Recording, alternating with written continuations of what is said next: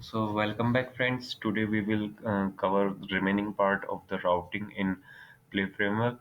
So we have covered how to pass parameters in query string with fixed length and variable length. And similarly we will pass the parameters like if we want to pass parameters like uh, we want to pass the age and the name, and we want to pass its gender also, then we can pass it in the URL path also. So we have to make this thing as dynamic. So let's do it. uh, we have to do same thing. Let's name it as path,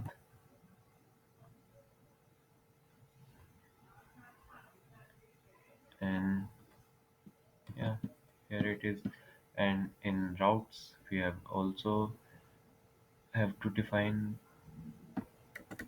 let's make a get request to path, and we are specifying name, age,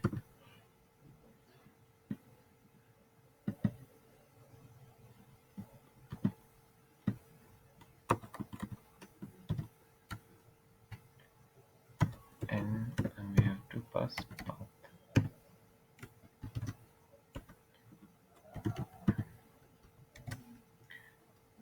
string, name as string, and age as integer. And one more thing friends, we can only use wrapper class type here. We cannot use like int, long, char, etc. We have to use their wrapper class like integer. We have defined a mapping to function path. So we have defined the routing, and let's go. Let's path. The first parameter is name, and second parameter is its age. Let's see what will happen. And here it is. It returns us name as Ram and age as 22. And if we pass something string, then see it shows a paired request. So this is the example where we can specify the parameters type also, and we can pass if we don't know the length of the path, basically the parameters, then we can use variable parameters also. So let's code for that. uh, Let me just copy paste it for the faster execution.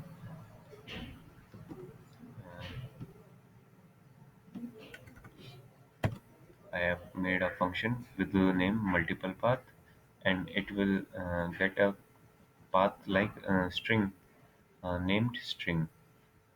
So first of all, let me define the URL. Then I will show you the multi URL is path and multi path, and we have to define here star path. This star path means there is a number of many number of multiple number of parameters, so we cannot define the length. So it is of variable length,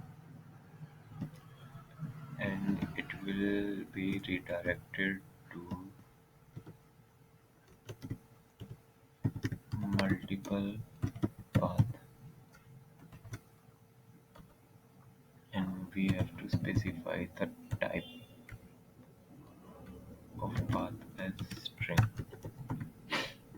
So it will go into multiple path, and here in multiple path this path contains the comma the variable length of URL path, and which are separated in like slash slash, like we are passing here path slash ram slash 22. So we will split this path into an array like this, and then we will return a zero index element of this array. So let's try to run it.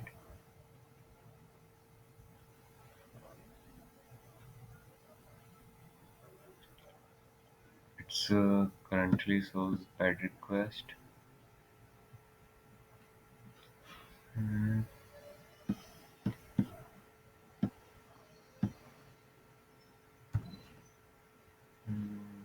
Mail. So it returned the zero index parameter as ram, as we have written the. Let me pass the return first element of the array. Let's see what will happen, and it will return this string. So here we have where here we have successfully determined how to learn how to pass variable length of parameters and fixed length of parameters. Let me and also friends, if I pass only two parameters like ram and 25, then it will hit the function path. It will goes to this routing path names and age. If I pass only two parameters, and if I pass parameters like one is string, then it will again go to the same URL path name and age. Now the age is not a integer, so it will throw a error. And like in this case, it is throwing a bad request error. But as I pass the multiple parameters, like third parameter, then it will go to the this routing. So here we have to notice we are doing what. So we have to design our URLs according to our requirement. So this is for today, and thank you for watching.